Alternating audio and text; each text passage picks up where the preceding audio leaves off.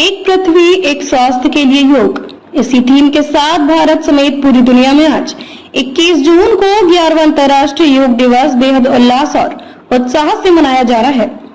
देश के हर कोने में 14,000 फीट की ऊंचाई से लेकर समुद्र के किनारे तक योग की लहर दिखाई दी। इस अवसर पर प्रधानमंत्री नरेंद्र मोदी ने विशाखापट्टनम से देश और दुनिया को विशेष संदेश दिया और वहां एक भव्य सामूहिक योगाभ्यास कार्यक्रम में हिस्सा लिया। यह आयोजन खास इसलिए भी रहा क्योंकि इसमें करीब 3 लाख लोग एक साथ योग करते दिखे, जो योग की व्यापकता और प्रभाव को दर्शाता है। वैश्विक संदेश, एक पृथ्वी एक स्वास्थ्य। प्रधानमंत्री मोदी ने अपने संबोधन में कहा कि योग आज न केवल व्यक्तिगत स्वास्थ्य का माध्यम है, बल्कि यह विश्व समुदाय को जोड़ने वाली आध्यात्मिक कड़ी भी बन चुका है।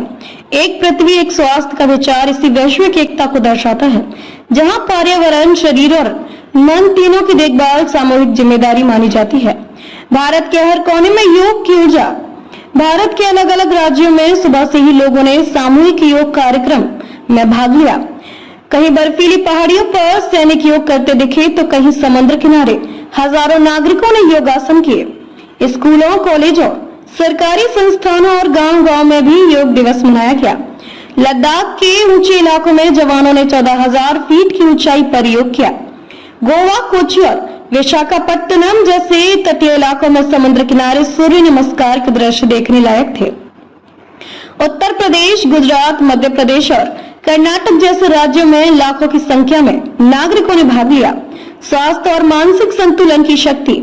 प्रधानमंत्री ने विशेष रूप से युवाओं से अपील की कि योग को अपनी दिनचर्या का हिस्सा बनाएं। उन्होंने कहा कि तनाव, अनिद्रा, चिंता और जीवन की भागदौड़ में योग एक आंतरिक स्थिरता प्रदान करता है।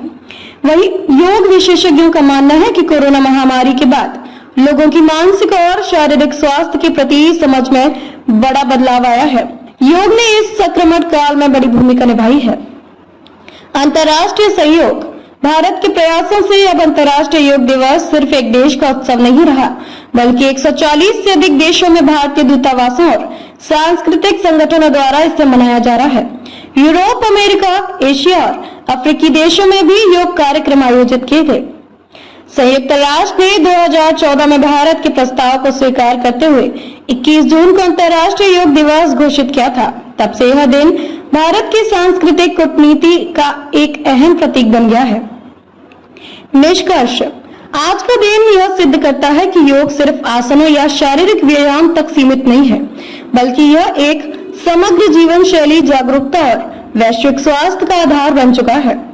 विशाखापट्टनम से प्रधानमंत्री मोदी का यह संदेश साफ था, जब शरीर और मन स्वस्थ होंगे तभी विश्व भी स्वस्थ होगा।